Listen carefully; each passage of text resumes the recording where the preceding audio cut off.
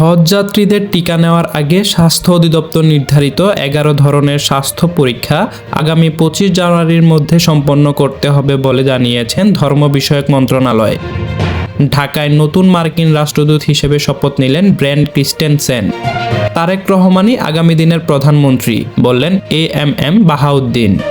স্বেচ্ছাসেবক দলনেতা মুসাব্বির হত্যা, প্রধান শুটার সহ আটক 3। প্রাথমিকের নিয়োগ পরীক্ষায় জালিয়াতি, চক্রের সদস্য সহ আটক 1.5 শতাধিক। হাতিয়ায় বিএনপি এনসিপি সংঘর্ষ, আহত 9।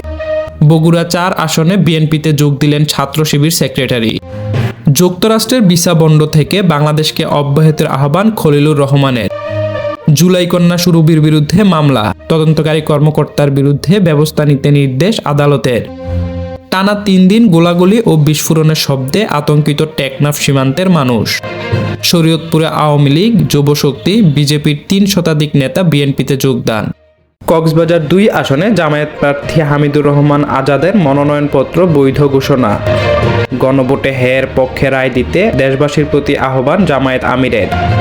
শহীদ ওসমান হাদি রাষ্ট্রে যে ইনসাফ প্রতিষ্ঠা করতে চেয়েছিলেন, সেই ইনসাফ প্রতিষ্ঠার দায়িত্ব আমরা নিয়েছি, বললেন হাসনাত আব্দুল্লাহ।